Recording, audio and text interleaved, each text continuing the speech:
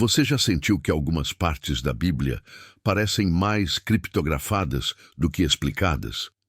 Entre os mistérios mais fascinantes das Escrituras, há dois personagens que emergem como enigmas proféticos.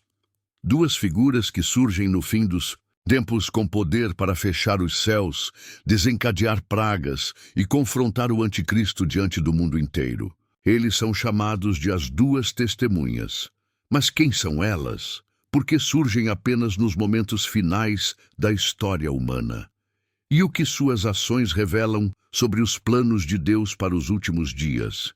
Essas não são figuras simbólicas vazias. Esses personagens, descritos como duas oliveiras diante do Senhor de toda a terra, têm um papel real, literal e explosivo no Apocalipse. E antes de continuar, deixa eu te fazer um pedido importante. Se você valoriza conteúdos que trazem profundidade bíblica, clareza profética e respeito pelas Escrituras, se inscreva agora no canal. Ative o sininho. Não é só um clique, é o seu jeito de dizer: quero continuar aprendendo com seriedade. Voltemos ao mistério. As duas testemunhas aparecem em Apocalipse capítulo 11. Mas a chave para entender quem são elas não está apenas em Apocalipse. A primeira vez que essas figuras aparecem é em uma visão antiga, de um tempo esquecido, registrada pelo profeta Zacarias. Uma visão que envolvia um candelabro de ouro e duas oliveiras vivas ao seu lado. Essa conexão entre o Antigo e o Novo Testamento é tão profunda que, se ignorada, nos impede de compreender o que realmente está para acontecer no mundo espiritual. Você quer descobrir quem são essas testemunhas? Então fique até o fim deste vídeo, porque nós vamos ligar as peças dispersas da profecia até formar um quadro que talvez você nunca tenha enxergado antes. E se você está animado com esse mergulho profético, escreve nos comentários agora. Quero ver o que o mundo tenta esconder. Isso vai reforçar sua fé, nos ajuda com o algoritmo e pode inspirar alguém que está buscando as mesmas respostas. E já que começamos forte, compartilha esse vídeo com alguém que ama a escatologia ou está cheio de dúvidas. Não guarda essa revelação só para você. Na próxima parte, vamos voltar ao século VI a.C., quando essa profecia foi entregue. E você vai entender como algo anunciado há mais de 2.500 anos está prestes a se cumprir diante dos nossos olhos. Para entender quem são as duas testemunhas, precisamos voltar no tempo. Muito antes do Apocalipse, Zacarias teve uma visão estranha, carregada de símbolos celestiais. Era um tempo de reconstrução em Israel. O povo havia voltado do exílio na Babilônia. Jerusalém estava em ruínas, o templo destruído e o ânimo do povo quase inexistente. É nesse contexto que Deus levanta dois profetas, Ageu e Zacarias. Enquanto Ageu falava com exortações diretas, Zacarias falava por visões. E uma dessas visões é a chave que abre o enigma das duas testemunhas do Apocalipse. Ele vê um candelabro de ouro puro, com 7 lâmpadas alimentadas por duas oliveiras vivas. Não havia mãos humanas abastecendo o óleo. Tudo vinha diretamente dessas duas árvores, uma provisão celestial, pura, contínua. E Zacarias pergunta, confuso: o que são essas oliveiras? O que representam? A resposta do anjo é poderosa. Estas são as duas testemunhas, os dois ungidos, que estão diante do Senhor de toda a terra. A frase carrega um peso eterno. Eles não apenas são cheios de óleo, eles vivem diante de Deus, e são esses mesmos que aparecem, séculos depois, no Apocalipse. Agora pense comigo. O que Deus estava dizendo com essa visão, que mesmo quando tudo parece ruir, templo, cidade, estrutura, ele continua derramando óleo e levantando vozes. E se isso está te fazendo enxergar algo novo, deixa seu comentário. Agora, Deus sempre mantém sua luz acesa. Isso não é só um gesto no YouTube, é uma confissão pública de que você crê que o Espírito Santo ainda fala, ainda move, ainda unge. E claro, se ainda não se inscreveu, faça isso agora. Esse tipo de conteúdo é raro porque exige pesquisa, reverência e compromisso com a palavra. A sua inscrição ajuda a manter esse canal vivo e, mais importante, espalha luz em tempos de confusão espiritual. Na próxima parte, vamos entrar na identidade profética dessas testemunhas. Afinal, serão Moisés e Elias, Elias e Enoque, ou dois novos profetas desconhecidos? O debate é antigo, mas as evidências são mais claras do que parecem. Quem são, afinal, essas duas testemunhas? Essa pergunta atravessa séculos de debates entre teólogos, rabinos e estudiosos da escatologia bíblica. E o motivo é claro: o texto de Apocalipse não revela seus nomes. Ele apenas diz: "E darei poder às minhas duas testemunhas, e profetizarão por 1260 dias, vestidas de pano de saco." Apocalipse 11:3. Mas mesmo sem nomes explícitos, há pistas espalhadas nas Escrituras. A primeira e mais forte teoria: Moisés e Elias. Por quê? Primeiro, os milagres que as testemunhas realizam são idênticos aos feitos por Moisés e Elias em seus ministérios terrenos. As testemunhas fecham o céu para que não chova, como Elias fez. Transformam água em sangue e ferem a terra, com pragas, como Moisés fez. Segundo, ambos aparecem com Jesus no Monte da Transfiguração. Mateus 17 descreve que Moisés e Elias surgem ao lado de Cristo em glória. Não seria esse um sinal profético do que está por vir? E terceiro, eles representam as duas grandes colunas do Antigo Testamento, a lei e os profetas. Moisés é o legislador, Elias, o profeta. Dois pilares, dois homens, duas testemunhas. Mas há outra teoria. Alguns acreditam que serão Elias e Enoque. Por quê? Porque são os únicos dois homens na Bíblia que, segundo o relato, não experimentaram a morte. Ambos foram levados vivos ao céu. E como Hebreus 9 diz, está ordenado ao homem morrer uma só vez. Logo, eles precisariam retornar, cumprir sua missão profética e só então passar pela morte, como vemos que as testemunhas fazem no fim da tribulação. E aí, qual dessas interpretações você acredita? Se você tem uma opinião sobre isso, escreva nos comentários agora: acredito que são Moisés e Elias, ou acredito que são Elias e Enoque, ou até acho que são dois novos profetas. Queremos ver sua opinião. E mais do que isso, queremos gerar reflexão, fome pela verdade, estudo das Escrituras. E se você está aqui até agora, é porque ama a profundidade bíblica. Então, se inscreve. Não espera chegar no fim para decidir. Se inscreve agora e nos ajude a continuar produzindo conteúdo sólido, reverente e revelador. Na próxima parte, vamos explorar o terceiro ponto de vista. E se forem dois novos profetas, nunca antes vistos, levantados exclusivamente para os dias finais? Prepare-se, porque essa hipótese faz muito sentido. Há ainda uma terceira possibilidade, defendida por muitos estudiosos sinceros. As duas testemunhas não seriam Moisés, nem Elias, nem Enoque, mas sim dois novos profetas que ainda não conhecemos. Homens comuns, levantados por Deus especialmente para os dias do fim. Testemunhas ungidas, dotadas de poder sobrenatural para confrontar o sistema do anticristo com uma ousadia que o mundo jamais viu. Essa visão é baseada no simples fato de que Apocalipse não menciona nomes. O texto não diz Moisés, não diz Elias. Diz apenas minhas duas testemunhas. São chamadas assim não por causa do passado delas, mas por causa da função que exercerão.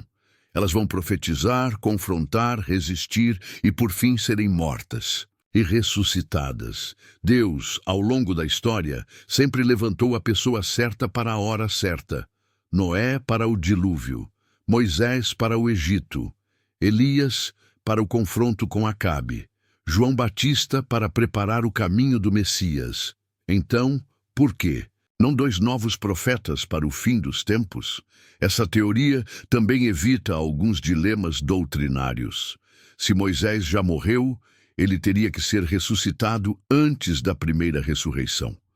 Se Enoque e Elias já foram glorificados, como voltariam em corpos mortais? Essa linha acredita que Deus pode levantar qualquer um, contanto que esteja cheio do Espírito, assim como as duas oliveiras da visão de Zacarias. Homens simples, mas irrepreensíveis. Testemunhas desconhecidas, mas conectadas diretamente com o óleo celestial. E aqui vai uma pausa para a reflexão. Você acredita que Deus ainda levanta vozes proféticas para esta geração? Você acredita que o Espírito Santo ainda unge homens e mulheres para confrontar o espírito do mundo? Se sim, escreva nos comentários agora. Deus ainda levanta testemunhas. Esse comentário é mais do que interação. É fé, é posicionamento, é concordância com a verdade bíblica. E se você está com a gente até aqui, isso mostra que seu coração tem sede demais. Então não esquece de se inscrever. Tem muito mais vindo por aí, e cada nova parte vai clarear ainda mais o que está por trás desse mistério profético. Na próxima parte, vamos mergulhar no momento mais sombrio do ministério das duas testemunhas, o dia em que o mundo inteiro comemora suas mortes, mas que Deus transforma em glória. A missão das duas testemunhas não será fácil. Durante 1260 dias, elas vão profetizar em meio à maior crise espiritual e política da história. Elas enfrentarão o sistema do anticristo, denunciarão o pecado sem medo, e o mundo vai odiá-las. O texto de Apocalipse 11 diz que depois de cumprirem seu testemunho, a besta que sobe do abismo fará guerra contra elas e as matará. Agora, pare por um momento e imagine essa cena. Dois homens que desafiaram reis, que profetizaram com fogo, que fecharam os céus e feriram a terra com pragas.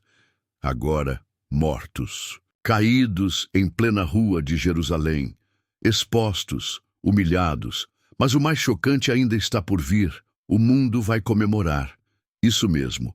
Apocalipse diz que povos, tribos, línguas e nações verão seus corpos por 3 dias e meio e não permitirão que sejam sepultados. Vão fazer festas, trocar presentes, celebrar o silêncio de duas vozes que os incomodavam com a verdade. Já parou para pensar nisso?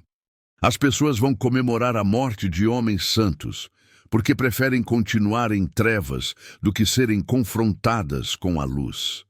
Agora pense comigo. Quantos hoje rejeitam a palavra porque ela os confronta? Quantos desprezam quem vive com temor? Porque isso denuncia o estilo de vida deles? Se isso te faz refletir, comenta aqui embaixo. Prefiro ser odiado pelo mundo do que rejeitado por Deus. Esse é o tipo de coragem que os verdadeiros testemunhos carregam. E se você chegou até aqui, é porque algo dentro de você está sendo despertado. Então se inscreva agora, não só para acompanhar, mas para se posicionar. Porque no tempo das testemunhas, os mornos serão engolidos. E guarde isso, o inimigo pode até calar a voz dos profetas, mas ele nunca terá a última palavra. Em próxima parte, você vai ver o que acontece quando Deus entra na cena e os cadáveres que o mundo zombava se levantam diante dos olhos das nações. Prepare-se, a reviravolta está chegando. 3 dias e meio. Esse foi o tempo que os corpos das duas testemunhas permaneceram estendidos nas ruas de Jerusalém. O mundo inteiro assistia. O anticristo se apresentava como vencedor.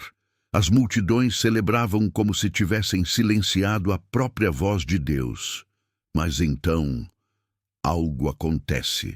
O texto de Apocalipse 11:11 diz: depois daqueles 3 dias e meio, o Espírito de vida vindo de Deus entrou neles, e eles se puseram de pé, e grande temor caiu sobre os que os viram. Imagine a cena. Câmeras transmitindo ao vivo, milhões assistindo, Pessoas zombando, rindo, gravando vídeos, escrevendo comentários sarcásticos. E, de repente, diante de todos, eles se levantam. O silêncio toma o mundo. A zombaria vira pavor. As mãos que batiam palmas agora tremem. Os olhos que desprezaram agora estão arregalados. Eles se levantam, porque o Deus que os enviou nunca os abandonou. E então, uma voz vinda do céu ecoa: subi aqui. Eles sobem em uma nuvem de glória, enquanto seus inimigos assistem em completo terror. Essa não é apenas uma cena apocalíptica. É uma declaração profética. A fidelidade a Deus sempre será recompensada, mesmo que custe a vida, mesmo que o mundo todo te odeie. Se essa verdade te confronta e te fortalece ao mesmo tempo, escreva agora nos comentários: prefiro morrer fiel do que viver negando a verdade. Essas palavras são sementes, e pode ter certeza, Deus honra os que o honram. E mais uma vez, se você ainda não se inscreveu, esse é o momento. A cada parte deste vídeo, estamos reconstruindo uma visão bíblica que o mundo tenta apagar. E você pode ser parte disso. Com um simples clique, você ajuda essa mensagem a alcançar quem precisa ouvir. Na próxima parte, vamos refletir sobre por que Deus permite que os seus sejam humilhados antes de serem exaltados, e o que isso ensina sobre o caráter dele e o seu plano para os últimos dias. Você já parou para pensar por que Deus permite que os seus sejam humilhados antes de serem exaltados? As duas testemunhas não morreram por falta de fé. Elas não foram derrotadas porque estavam fracas. Muito pelo contrário. Elas cumpriram sua missão até o fim. E mesmo assim, foram mortas, expostas, zombadas, pisadas pelas multidões que celebravam sua queda. Mas tudo isso estava dentro do plano de Deus. Porque o mesmo Deus que permite a dor também prepara a glória. A trajetória das duas testemunhas não é diferente da do próprio Cristo. Ele também foi rejeitado, foi humilhado, cuspido, ferido e crucificado. Mas ao terceiro dia ressuscitou e foi exaltado acima de todo nome. O padrão é o mesmo. Primeiro a cruz, depois a coroa. Primeiro o silêncio, depois a voz do céu.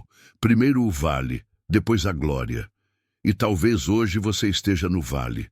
Talvez esteja sendo zombado por viver em santidade, perseguido por defender a verdade, isolado por não se curvar aos padrões do mundo. Mas saiba disso, Deus está vendo, e a mesma voz que chamou as testemunhas para subir também te sustentará até o fim.